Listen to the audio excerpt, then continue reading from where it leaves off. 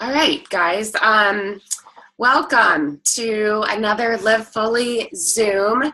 Thank you guys, everybody, for hopping on. We actually changed the time this week.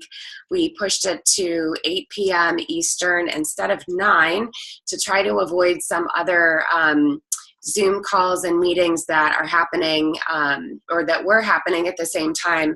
And we still have some conflicts going on tonight with this time. So stay tuned over the next couple of weeks that we may change the time again to a different day, or maybe even move it up just a little bit earlier because we're starting to get kind of jam-packed with meetings on Wednesday nights. But tonight I am ecstatic to be introducing W.K. Jones, our beloved, we call him our CLO, our Chief Love Officer, which started a while back. But I first met William at Casey Pluff's personal development retreat that was in Tennessee last year, and was just absolutely blown away with his ability to speak. So he is a world-traveled international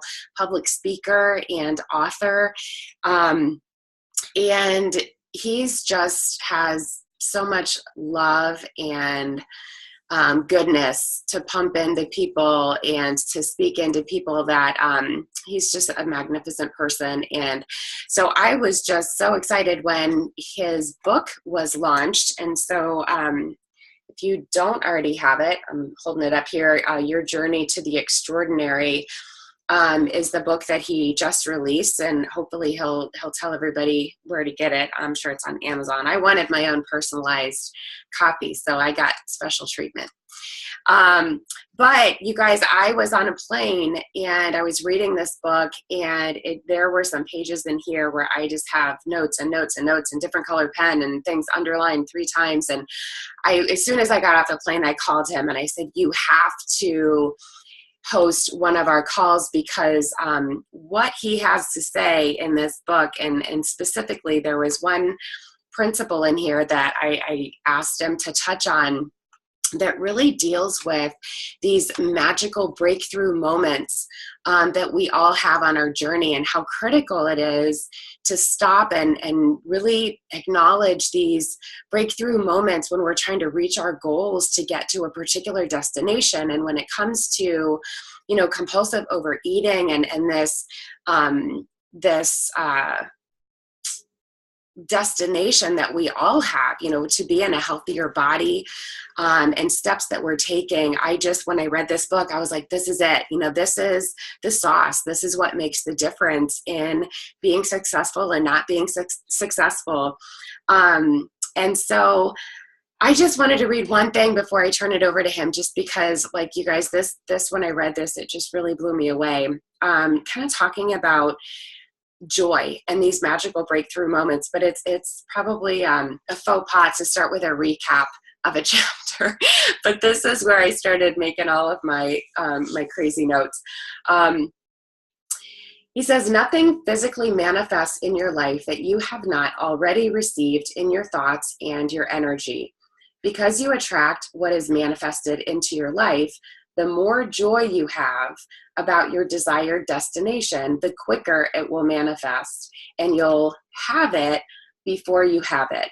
The reason that many give up is because they fail to see the adventure in their journey. And I had just scribbled, out to the side margin, like, losing weight faster happens in finding the joy in these repeated breakthrough moments. And I was like, that's it. Like, it's, there are other books, Feeling is the Secret, about like how important it is to really feel, our successes. And when we're doing things right, and whether it's 1 pound or 2 pounds or 10 pounds, making this lifestyle change and mindset change is really what it's all about. And that's what this whole book is about. And so, without further ado, I am going to turn it over, William, to you, and just welcome you to the call. Thank you in advance for agreeing to jump on and share some goodness from this book. And I can't wait for you to break it down for all of us. 'Cause it's such a blessing. So WK Jones, take it away. Oh, you're muted still. Let me unmute you. Thank you for that introduction, and thanks for welcoming me to the call, and thanks for everyone for being on. You know, when you write a book, there's a lot in you that comes out. So I'm going to start talking, and it's quite possible I'll get too excited and talk too much. So let me know if I do, and you can stop me and I'll stop.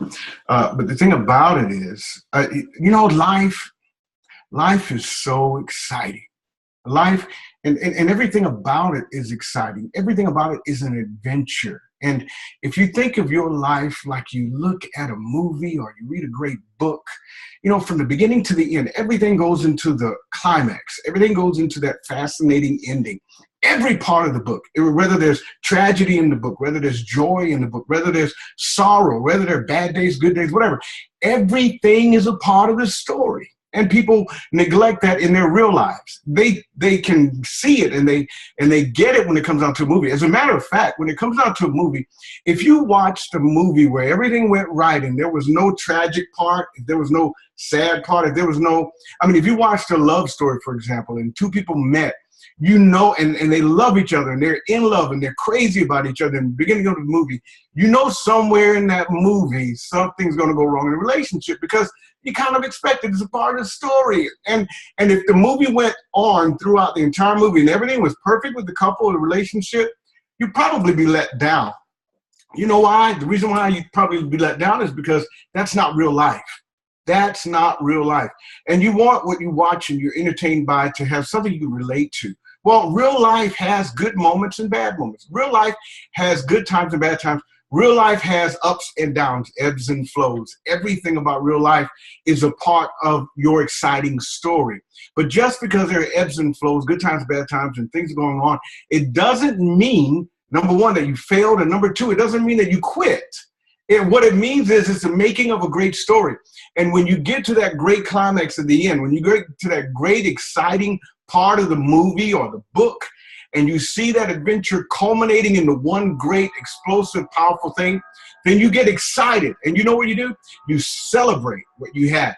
So life is like that. And not only is life like that, your journeys are like that. So I'm sorry about the grandfather clock. I don't know how to mute it. I need to figure out how to do it, but it's going to do that a couple of times probably. But life is about the destination. Now, what happened to me in my life was I've failed so many times on so many goals that I've had.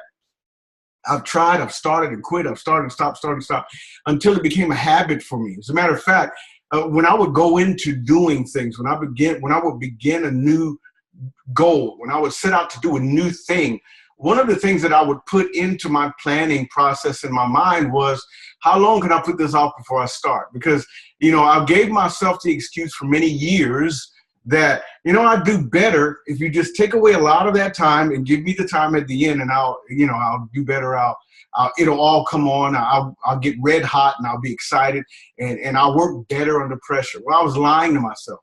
The reason why I was lying to myself is because I was giving myself a reason to delay the goal. I was giving myself a reason to delay my achievement. I was giving myself a reason to delay my start. So, and when doing that, I was destroying myself. I was literally stopping myself from doing the things that I knew that I was destined to do. So I had to have a self-awakening. And that's really important, because having a self-awakening, knowing yourself, is the most important achievement you'll ever have in your life. The more you know about you, the better your life is going to be, because you use what you know about you to get through everything that you go through in your life, every part of the adventure. The more you know about you, you're the main character in your story. If you don't know you as the main character, you will fail. The thing about other characters in your story, you can know something about them, you can know some related things about them, but you don't have to major in them like you should major in yourself. And we make that mistake a lot in relationships. We major on what other people should do in the relationship. We major on what the husband should do, what the wife should do, what the sister should do, what the brother should do, what the friend should do. You're my best friend. I can't believe you did that. But we never really major on what we should do. But the more you major on yourself, the more you know about yourself, the better you'll be in your adventure, in the life that you live, your adventure, not someone else's. So what I did was I kind of got tired of the word goal itself because, and this is just me, I'm not telling you to stop that, but I kind of got tired of the word goal because I failed in so many of my goals that it no longer had meanings. Now, I always like to plan for stuff. I would plan and plan and plan and put goals up and not achieve them. So what I did was I said, you know what, life, everything I do is about a journey. So, and what's the best thing about a journey, or what's the big thing about a journey? It's about the destination. So it felt more realistic to me. It pulled something in me when I call it a destination. So everything that I have put forth to me now in my life as a goal, I call it a destination. And I put something on the end of it. Like, for example, I wanted to get down to 185 pounds. Of pure solid muscle, so I called it Destination 185. So financial freedom is another destination I have. So it's Destination Financial Freedom. So it's something that works for me, to look at it as a destination. I'm on my way. If I had a bad moment, fine, but I'm on my way. So, and I'm going to get to the main part about, what Chris was talking about in just a second. So life is about the destination. And if you took a trip, and you're not from the West Coast, but if you took a trip from Los Angeles to San Francisco, that's about an 8-hour drive. If you took a trip from one to the other, there are going to be things that you encounter along the way on that journey. And those things that you encounter are a part of that trip. They're natural parts of the trip. You stop to get gas. You stop to use the bathroom. You turn around and yell at the children because they're making too much noise. You pull over because someone had to use the bathroom again. You had a flat tire. You put air in the tire. You got a new tire. Everything that goes into that trip. You stopped and you had lunch somewhere. You stopped and you looked at something.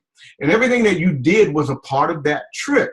Now, most people wouldn't start a trip from Los Angeles to San Francisco. Let's change those two cities. Let's just call them Charlotte, North Carolina, because you all are from the East Coast.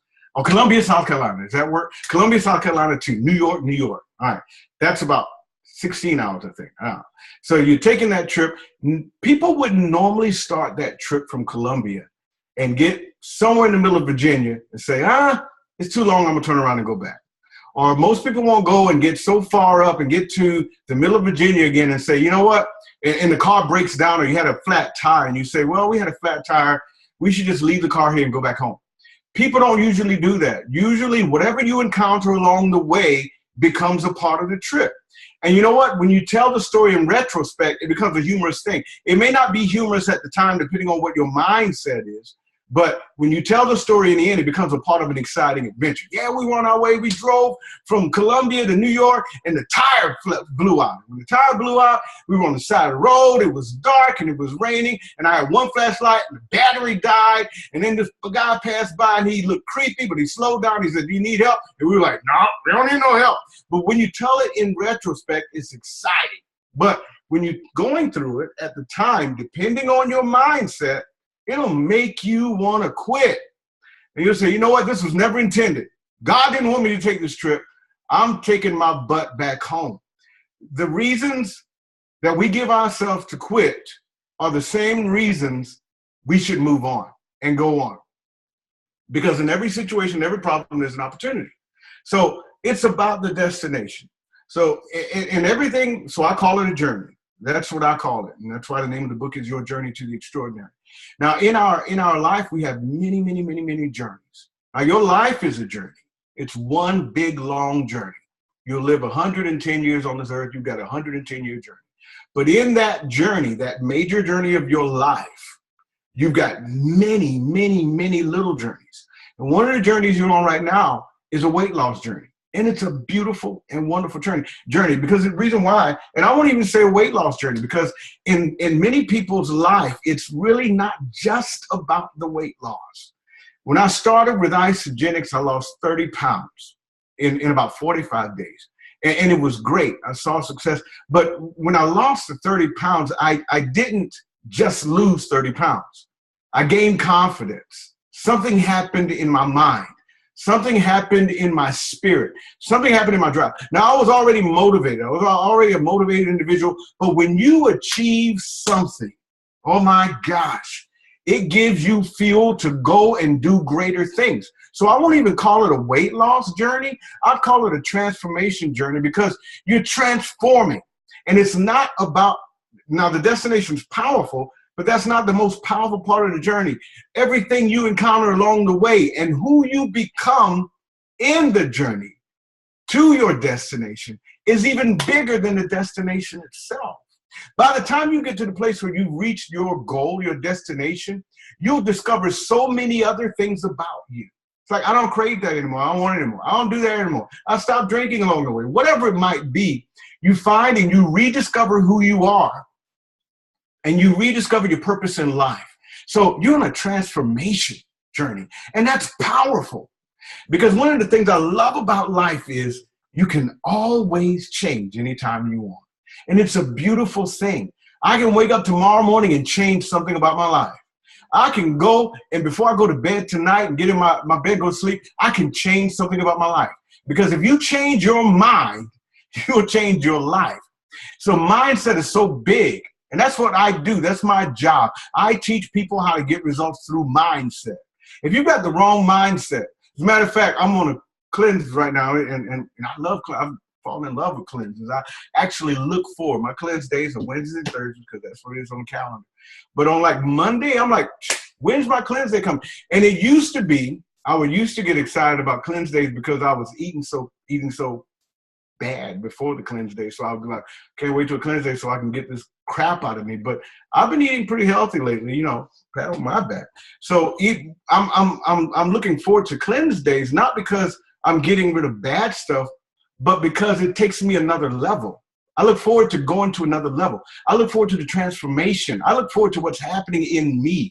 Because if I can change and work on me, oh my gosh, if I can change my life, then the people around me will change by what they see. I won't have to convince them to change. I become a billboard of change. I become a billboard of transformation. So it's a beautiful thing. When you allow work to happen in you, people see it and they notice it. So if there's a why you have in your life, which I know all of you have, the why, one of your whys is probably somebody. And you probably love them so much you're doing what you do. When you embody that presence, that person who you want to be, they see it. And it adds to your why. So you're doing it for them, the transformation's happening, you're changing them while you're changing yourself without even telling them to change. I get more out of watching someone's change than somebody coming and yelling at me saying, you need to change. So that being said, the destination is a beautiful thing, but every day along the way, you encounter things that make you great, and it's beautiful. So there are 4 things that I want to share with you. And if you're writing down, you write down the word MACE, M-A-C-E. There are 4 things, and it's in the word MACE. Now, and it's a part of your destination. It's a part of who you are. It's a part of your transformation. It's a part of the great gift that's in you, because you right now are walking into a transformation process that is beautiful. It matters. It's meaningful, and it's almost miraculous. It's good and it's great to see someone's before and after picture. What you don't see is what happens in between. You can't see that. You can see the outcome, you can see the beginning, you can see the end, but you can't see what happens. It's not until you have a conversation. It's not until you get to know the individual that you find out what happened along the way. I was reading someone's story today. They posted it on Facebook, and how a lady, and you all probably know, I don't remember her name, but she's a finalist in the ISOBody champion. And she said, you know, she and her husband were doing the challenge, the ISOBody champion thing, and in doing it, they were almost done. And 2 weeks before they were done, he passed away. and it became a part of her story. Now, that's tragic.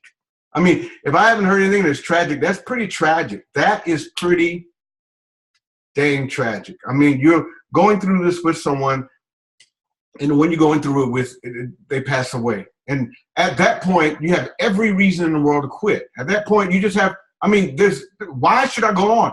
You know, forget this. Matter of fact, F word this. I'm going to McDonald's. And I'm going to go to McDonald's, and after I leave McDonald's, I'm going to Burger King, and after I leave there, I'm going to Olive Garden. After I leave there, I'm going to Applebee's. After I leave there, I'm going to the Cheesecake Factory for my final blissful meal, and I'm going to go into a coma. So, I mean, you can give up. And I've done that before. Hey, Casey, I've done it. I've given up on journeys before, and I've quit, and I've gotten mad because of something that happened probably in a relationship or whatever. And I got mad and went to McDonald's. What the F? What? You're going to destroy yourself because you're mad at somebody else? That's what I told myself. That's ridiculous. It's like someone getting mad, like me getting mad at you all right now, taking this computer, this expensive computer sitting on my desk, and slamming it against the wall. Why would you hurt yourself when you're mad about something else? So anyway, she had a tragedy in her life, but guess what? The passing away of her husband became a part of her story. It's a part of her story now. It's a part of her adventure. It's not the best part of her adventure, but it's a part of who she is. And it made her who she is now. So your life, it's going to have those ebbs and flows, but it's making you who you're going to be. And that's something to admire. When I look at you all right now, I see someone to admire. I see someone to just look back in awe and say, wow, you all are on your way. You're on your way from Columbia, South Carolina to New York, New York. You're somewhere on that trip. Something may not have gone right with the car. Something may have happened with one of the children. You may have had to stop and get a meal, and the meal wasn't the best. But in between all those between those few bad moments, you had some exciting, wonderful, and pleasurable times. And that's what I'm here to talk about. I'm here to talk about those great times that we blow off too quickly. When you blow off the great times too quickly, then you don't give yourself the fuel to get to the destination. If you look at your story in retrospect, you can always find little things that happen, even some of the bad ones, that become a part of a great story. I told a story about, you know, myself and when my daughter, my first daughter was born, and it's an exciting story, but there are things that happened along the way that were ebbs and flows. There were some things that were great, and there were some things that were just good. But when I tell the story in the end, even the things that weren't so great became a part of the laughable moments that I have now when I talk about my baby's birth. The first child I had, I'm 20 years old, and I'm driving my wife, and we're just two little young people, and I'm flying down the road going, 80 miles per hour on a 45 mile per hour road, trying to get to the hospital. And my wife is right there beside me, and she's literally on her knees facing backwards because Elisha, my firstborn, was coming out. And it was, at the time I was scared. I was panicked. I just knew we were going to get pulled over by the police, maybe get shot because I'm black. No, I'm just kidding. That wasn't big of a deal then as it is now.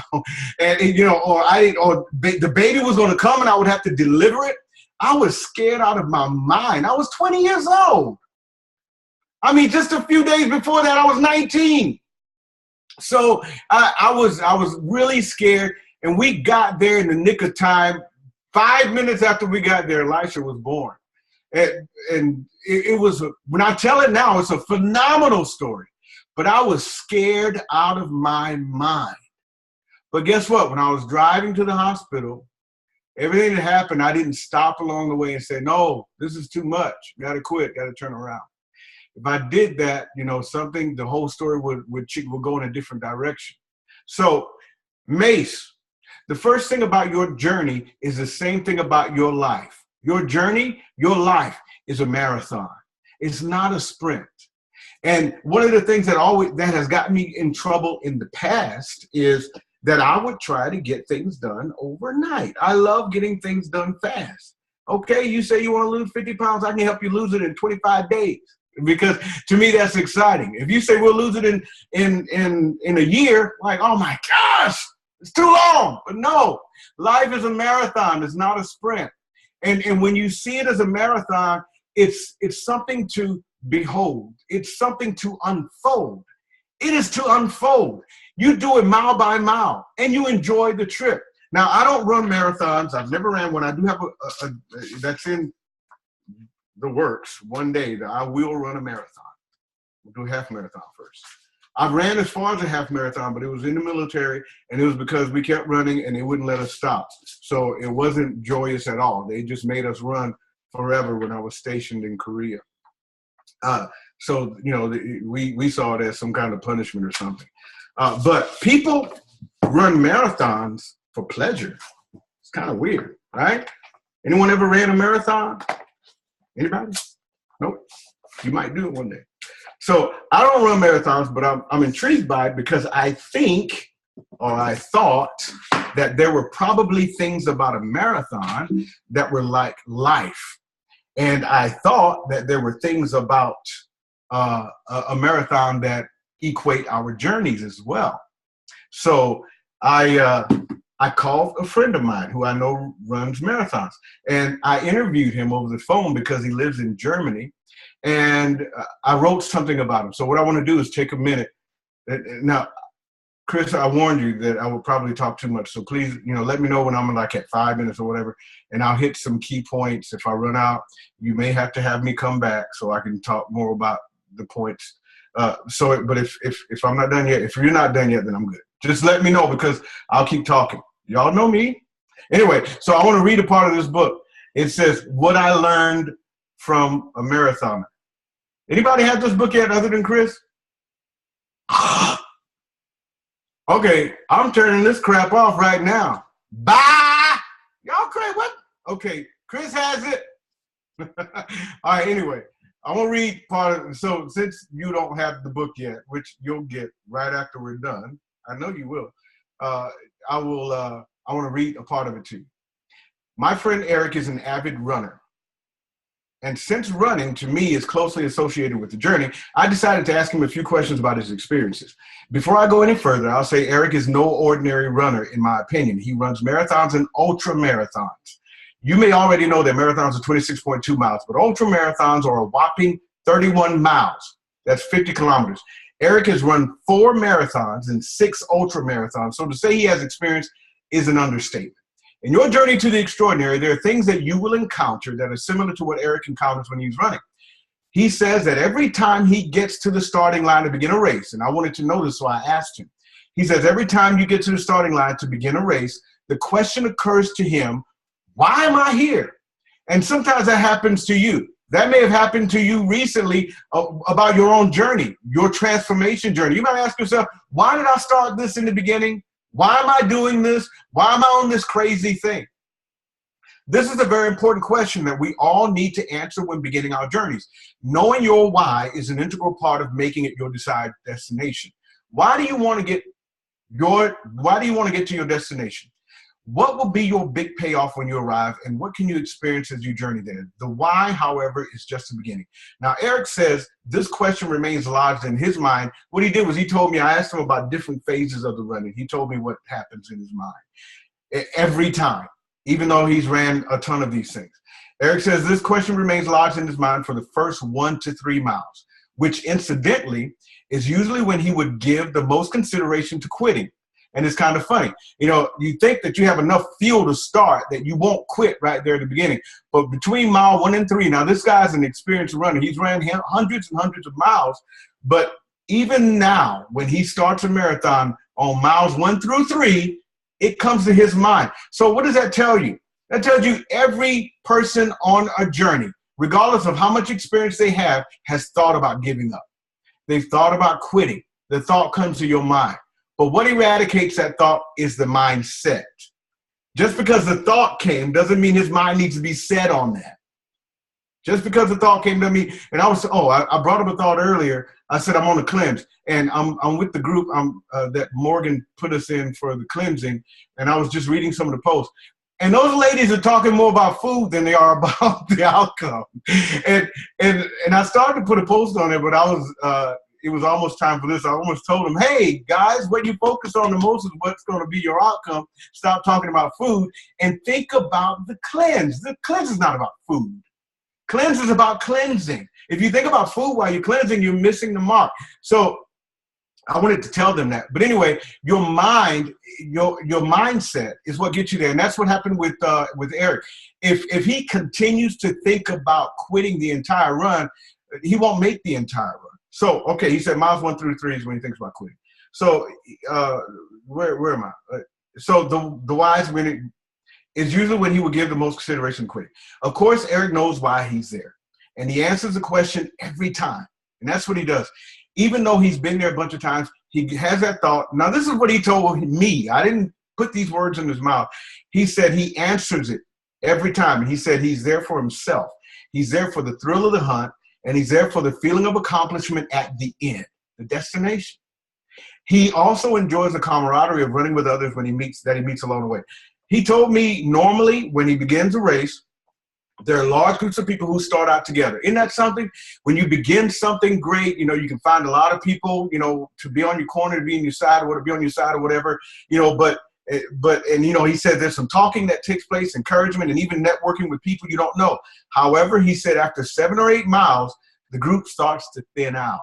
And that's what happens with your journey. Romeo. That's what happens with your journey. That's what happens with real life.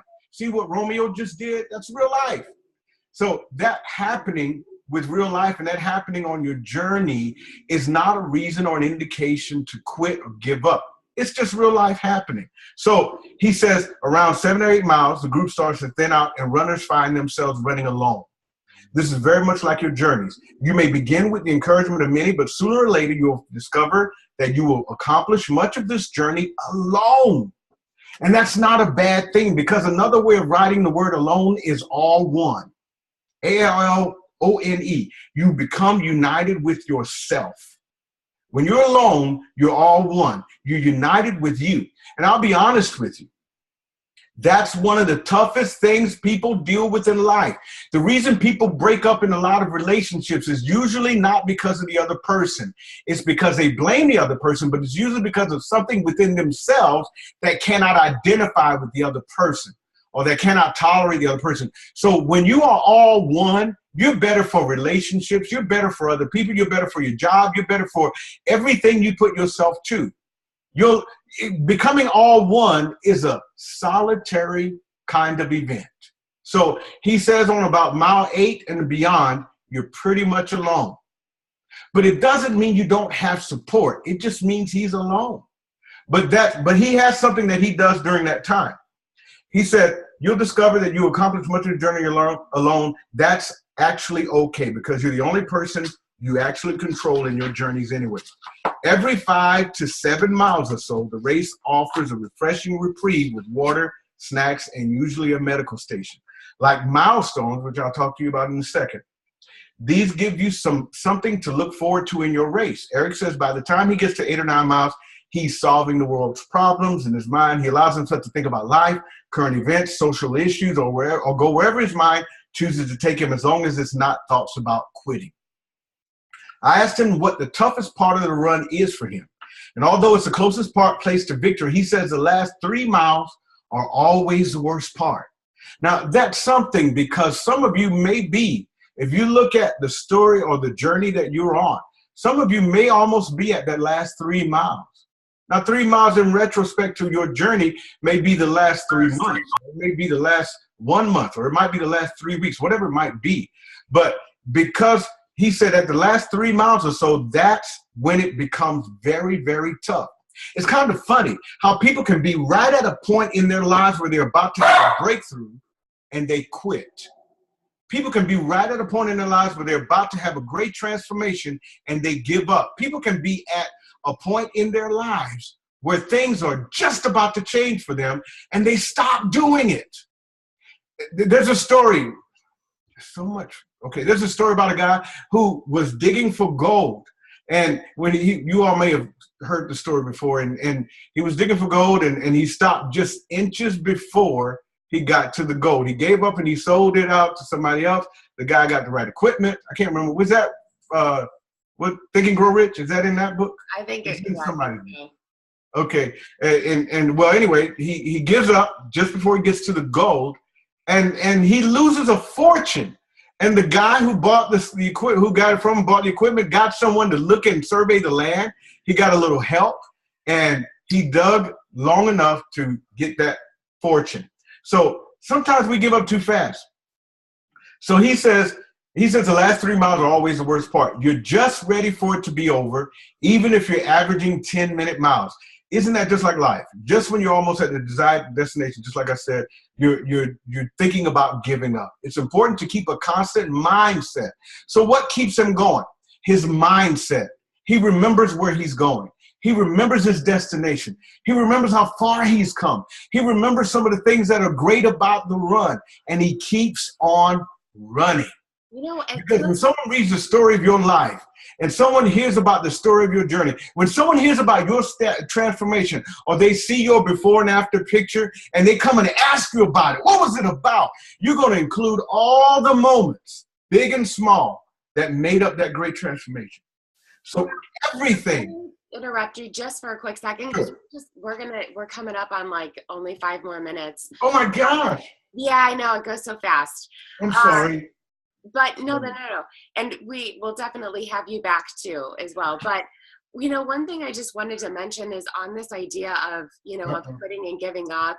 But these breakthrough moments that happen, they're so easy to miss and to just, you know, kind of gloss over. And even in the marathon story, I'm sure that there were times, you know, throughout the race where he had to push or do something, you know, to be able to keep going. But when we don't stop to acknowledge, you know, those breakthrough moments and feel the joy of reaching them, you know, and I know that kind of goes along with, you know, setting those milestones and achieving things along the way. I just think that is so critical. There are so many people that I talk to that, you know, they have a bad day eating.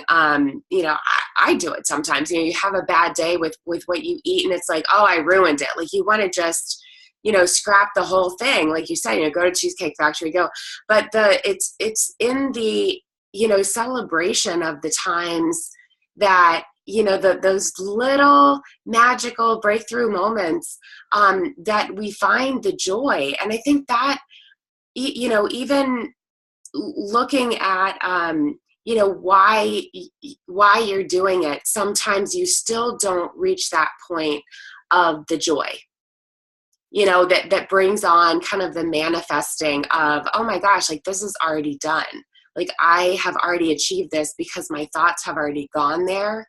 You know, I've already experienced being successful. And guess what? Today I had one of those little moments of like, wait a minute, I almost just skipped right past this thing, you know, and how critical it is. So can you just touch on that a little bit, and like what your personal experience has been with those breakthrough moments, and what made you put that in the book? Because that, you know, for me was just one of the biggest ahas that I had in the entire book. Absolutely. Absolutely. And I would like to go and you know, later, maybe another time, talk about cherishing the moment, the breakthrough moments, and the true joy, the power of true joy. The thing about it is finding reasons to celebrate. When you find the reasons to celebrate, 1 pound, oh my gosh, 1 pound leads to 100 pounds. 2 pounds leads to 200 pounds. So it's a reason to celebrate. When you find something, if you, whatever you've done, you may have found yourself, you say, you know what, I hadn't drank alcohol in 2 weeks. That's a reason to celebrate. When you have, you know, the 1 pound, that's a reason to celebrate. When your pants or your clothes fit better, it's a reason to celebrate. If someone compliments you, you can't allow it to just be that moment, because what some people do is they crush the compliment. Someone can compliment you and say, "Oh, you look good. I mean, wow, what are you doing?" You'll say, "Oh, you know, no, I don't. Stop it." And you'll blow it off and you'll forget that it was said. But then if someone says, "Wow, you look horrible," you hold on to it all day long, or maybe even 2 days or 3 or 10 days, and you can't get that out of your mind. Or you post something great on Facebook and you didn't get any likes about it. You hold on to that as opposed to finding a reason to celebrate. So everything you do, every success you have is a reason to stop everything, think about it, focus on it, let it congeal in you, and take it beyond the moment. And one of the examples I give in the book is even if you're at a job and you go out for a break and you go sit out in the sunshine and sit at a bench and the sun is shining warm on your body, on your back, and everything is blissful. And what I tell you is, don't leave it there. Even if it's only 5 minutes, don't leave it there outside of the bench and go back inside and have a crappy day, but take it back inside with you. Well, how do I take it back inside with me? I talk about it. You go back and you say, hey, you know what? That was a great time I just had outside. It was only 5 minutes, but the sun was shining. It was warm. Everything was perfect. There was even a gentle breeze going across. And people might look at you crazy, but the more you talk about it, the bigger it becomes, whatever it might be. So share the exciting, great things that are happening in your life. 1 pound is something to talk about all day. I lost a pound. You did? Wow, I lost a pound. I lost a pound. Keep talking about it, because what you do is you make that moment bigger until it becomes a breakthrough for you. And one breakthrough moment leads to another breakthrough moment. Your pants fit better. Wow, you posted on Facebook and someone said, wow, you look good. Hold on to that. Hold on to that.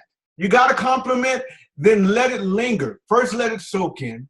Take a minute, take 5 minutes, take 10 minutes to say, wow, I do look good. I do look better. I do feel better. I am getting there. Because everything about life that shows success is about progress. When you stop progressing, then you feel like you're a loser. So as long as you're progressing, you have a reason to celebrate. Anything that shows, anything, someone say anything. Just yell it out, anything. Anything. Okay, thank you. Anything that shows progress is a reason to celebrate. So you take it and you make it a part of that celebratory event for that moment, and you make it a breakthrough moment and make it last throughout the day. Now, what I do is I set up milestones, M-Y-L-E-S-T-O-N-E-S. They're milestones. I spell them M-Y because they're your milestones. Now, Chris gave me that thought. I had it written first as milestones, regular milestones. And Chris said, you should call them milestones. And why? Because, they're personal. I said, wow, that's great. I went back and changed the draft of the book and made it that way. So it's personal. It's your milestone. So it's MY milestones. Well, what I do is on my destination, I don't think of my destination as one long journey from Columbia, South Carolina to New York. No, I think of it as many little points that I stop and celebrate along the way. I may stop in North Carolina and go to a restaurant. I'll stop in Virginia and go to a museum. I'll stop in the next state and go do something else great. Along the way, I'm breaking it up maybe in 500-mile increments. And every 500 miles, I'm celebrating. So along my journey, I've got reasons to celebrate. And what I do is in my milestones, M-Y-L-E-S-T-O-N-E-S, what I do is things that I want, I wait until those milestones are reached to go get it. If I want to purchase something, I make it a reward or a celebration moment. If you lost 2 pounds or if you lost 5 or 10 pounds, make whatever your milestones are. If your goal is to lose 50 pounds, along the way, 5-pound increments, you should be celebrating. One should be a day at the spa or just a massage. Another one should be a day off work. Another one should be a party. You know what? I have here my desk. I just scratched this off today. I like scratch cards, but I don't buy them every day because you can lose money. This is a $20 scratch card. That's a lot of money. But I bought it because I met a milestone. I met a milestone in my life, so I bought this to celebrate. Or I might buy a bunch of them and put them in my desk, and when I reach a milestone, I'll use these for small milestones. But if I reach a small milestone, I'll scratch this off. If I lost 2 pounds, I'm scratching this off. If I called a client and something came back favorable, and that's a milestone, I'll scratch it off. So in those milestones are reasons to celebrate. You're always looking for reasons to celebrate, not reasons to be upset or reasons to whine or reasons to complain, reasons to turn a car around and go back to Columbia, South Carolina before you get to New York. No, you're finding reasons to celebrate. What that does is it gives you fuel to get to the end. Now, that celebration is the C in MACE, M-A-C-E. You got MACE, Marathon, Adventure, Celebration, and Extraordinary. I'll talk about the rest at another time. But you're creating breakthrough moments. And these breakthrough moments are giving you the fuel to get to the next breakthrough moment. You're not waiting. Have you ever been to a graduation? Now stop me when you're ready for me to stop, Chris. Have you ever been to a graduation and they told you to hold the applause until the end, and you're waiting for your child or your friend or your brother, your sister, whoever to cross the stage, and they say, hold the applause, don't applaud. And when your friend comes along, you do it anyway. Yay! Yay, Morgan! Yay, Chris! Yay! You do it anyway, and people look at you and it's like, you cheated, but you had to, you couldn't wait. Waiting until the end to cheer is not cool. You know why? Because you might not make it to the end if you wait to the end to celebrate. That's the whole point about this. It's the whole point about the milestones. It's the point about celebrating. If you wait until you get to your destination to celebrate, if the destination will seem so long for you. No, along the way, I've got reasons to celebrate. Hey, girl, I'm taking you out to lunch. Why? I lost 3 pounds. Now, but the lunch I'm taking you out to is a healthy lunch. It's not, you don't ever want your celebration to be something to sabotage your success. So whatever it might be, if your goal is to be more organized, then don't do a celebration that's going to trash your house, you know. But you want to do something that's always conducive to what you're doing. And there are plenty of things to do. So remember to do that, those breakthrough and cherishing the moment. When I talk about cherishing the moment, it's that adventure I talked about, like when I have my child and all these ebbs and flows in the story. But when I tell the story in retrospect, there's not a bad part in it. Everything goes into that story. It's exciting. So if something happens, let's say you're going on a hike and you're walking through the woods and you're enjoying, because you're going on a hike because you like hiking. Everybody doesn't like hiking, but you're going because you like it. You enjoy it. You love the outdoors. You love the woods. You love even the bees. You like to hear the bees. You're Casey. You like bees and you like flies and you like things like that. They buzz around and you just love it. You're out there hugging all the trees. So if you're out there hiking, it's a part of your adventure. And through that adventure, you trip and you fall over a branch. Well, it may hurt. You may have hurt something or swollen something or bruised something, and you may limp for a little while and then get your footing back and you're okay. Well, it may not be pleasant at the time, but when you tell the story in retrospect, that part where you fell is going to be a key part you tell that was the most interesting. Girl, I went hiking, and guess what I did? Like a big dummy, I fell over a log, and I felt like a log when I fell. And it'll be something to laugh about. It may not feel laughable at the moment, but it's something you can laugh about. You can even laugh now about a time that you didn't do, like Chris mentioned. You may not have had a good day where you stuck with the diet and you went and did something. When you tell that story in retrospect, after you get to your destination, you say, man, you know what? I was doing very well, and then one day I couldn't take it. I couldn't take it. I went to Cheesecake Factory and I ate everything they had in there. You know, I went on a cleanse afterwards. I was good, but I did it. You know what? So I learned that one of my biggest things, one of my flavors of suffering, the thing that I like to go back to is regret, is that feeling of regret. Everyone has something that they like to feel when they want to feel bad. They have this particular thing, this flavor. My flavor is regret. So I made a decision to not regret anything. If I'm on a plan, if I'm on my Ice of Body challenge and I had a bad day, I don't wake up the next morning and say, oh my God, what did I do? I won't kill myself. No, I don't regret it. I did it. It was fun. It was good. I had a good burger. But guess what? Today I'm on it. I'm not starting over. And I used to say that. I said, okay, I'm starting over again. No, I'm not starting over because I had one bad day. I'm not turning around going back to Colombia because I took a day's break and went sightseeing in some other city before I got there. No, what I'm doing is I woke up, I washed my face, and I'm set out to do the thing over again, or to begin my journey from where I am. I'm beginning the journey from where I am. So in that, when you think that way, there are really no bad moments. One of the things I like to live by is there's no such thing as a bad day. It's just my world getting into alignment. There's no such thing as a bad day. You don't have bad days. Your world is getting into alignment. It's like puzzle pieces on a puzzle. You have to move things around sometimes. Sometimes things are out of place. Sometimes there's a piece over there and you have to move it. Sometimes your life takes turns and it looks like it's going awry, but you're just getting your world in order. So you don't have bad days. That's the adventure of living. So when we see the adventure in it and we see the reasons to celebrate, then we make these breakthrough moments. We have these moments we cherish, And guess what can culminate out of that? True joy. And there's nothing like the power of true joy. I see you want to talk, Chris. Go ahead. I do. I'm like itching to get in because we're like, it's almost on time, but I think this is so important that you just mentioned joy. And I was like, oh, that's what I was going to say.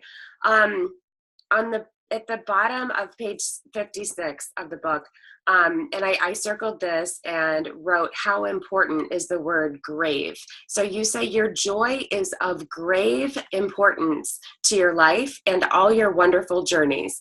I request that you begin to seek out that joy by celebrating milestones, enjoying the journey, and having breakthrough moments. The key is to begin to be joyful on purpose. Don't allow anything to interrupt the flow of goodness in your life. Your joy will put you in a better place. I love that paragraph. It is of grave importance. If any of you guys watched that movie forever ago, A Few Good Men, when what's his name that's on the stand that's like, you can't handle the truth, right? And Tom Cruise is like grilling him while he's on the stand. Yeah. Like, you said grave. You said grave?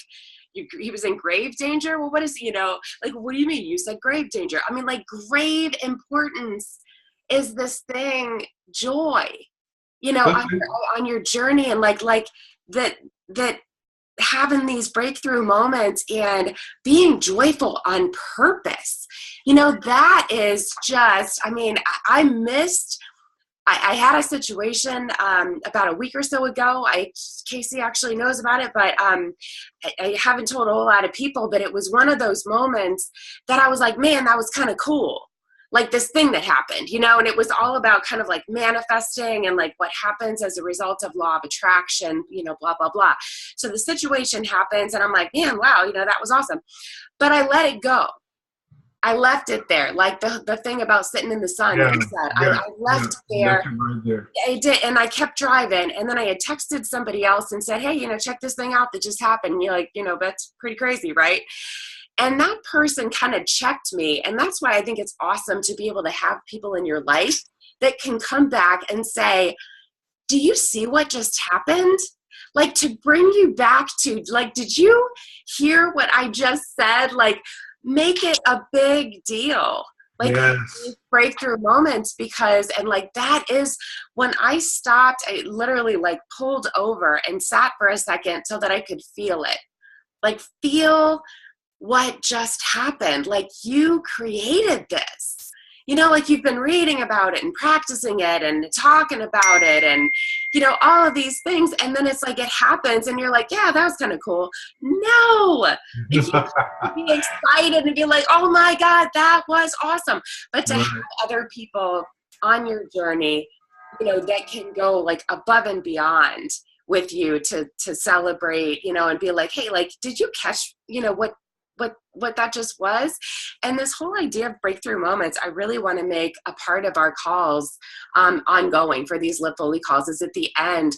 And have people share their breakthrough moments so that everybody can help to celebrate that. Like, think of something that happened this week that you're like, oh, that was awesome, that was cool. No, let's feel the joy, like, for real. Like, let's stop, get quiet, close your eyes, like, and feel like that.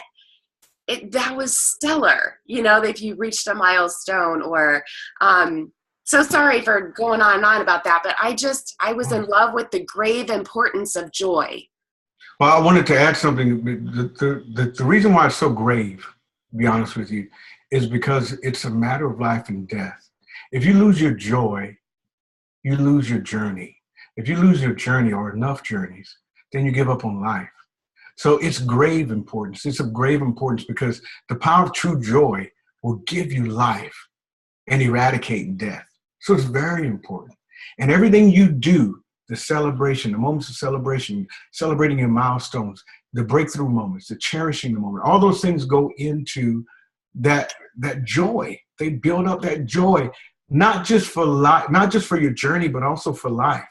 So some people dread their journeys. You won't finish it. And you find, and some people like a periscope, they find reasons to dread their journey. I can't eat what what they eat. I can't do what they do. I'm on a cleanse. I don't get to eat. No, you get to cleanse. You get to be healthy. You get to transform your life. And I know, everyone on this call, they understand the power of that mindset and power of doing it. But still, we have to remind ourselves, you know what? This is of life and death. So my joy not only sustains me, it takes me to a higher level, to where I'm really at a point to where I begin to walk above the circumstance, that I'm no longer affected by the circumstances of my life. So, yes, I agree with you. And pointing that out is of great importance. So thanks for pointing it out. I'm sure I'm over the time. I love it. Yeah, it's 9 o'clock and oh boy, I feel like you've only been talking for 5 minutes and I could listen to you for hours and hours and hours. But I am super grateful that, that you hosted us tonight, and I hope that you will come back and share some more goodness from this book. And you guys, if you don't have it, I trust me, this book is awesome. It's so good. It's packed. Every page is like notes everywhere. I mean, it's packed with good stuff. So thank you, William, for blessing us tonight. Does anybody, I know we're kind of at time, but does anybody have anything really quick that they want to say, or any questions for William?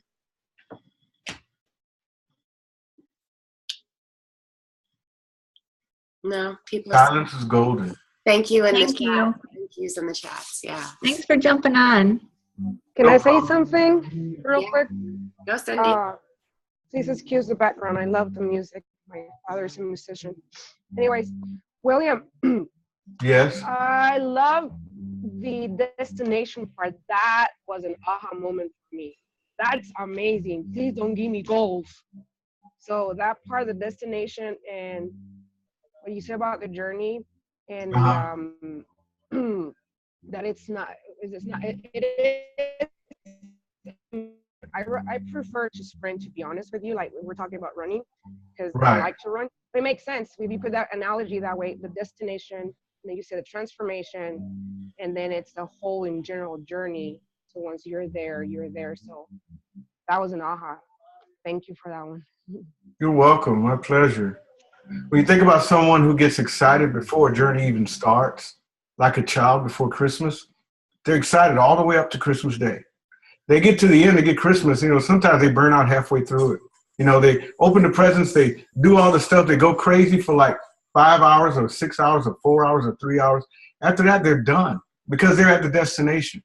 That's why it's so important to enjoy the process, because who you become in the process is a bigger deal. Thanks. Destinations are important. Anyone else? All right. Well, thank you, sir. We love you to death. And like I said, we'll try to get you on again in the future, because there's so much more goodness in this book that I think everybody deserves to hear about. But for sure, go get Your Journey to the Extraordinary. And we hope that you come on and just participate in some of the regular, every other week calls as well.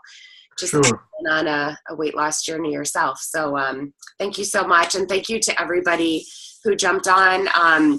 Look out for a possible time change again for the next call that will be in 2 weeks. If corporate keeps their Wednesday calls at 8 o'clock now, this will conflict in a couple of weeks. So I will search for a day and time that looks like it's not going to be a big conflict with other stuff going on, especially with corporate calls. So thanks to everybody, and have a great rest of your Wednesday night. All right. Good night, everybody. Thank you.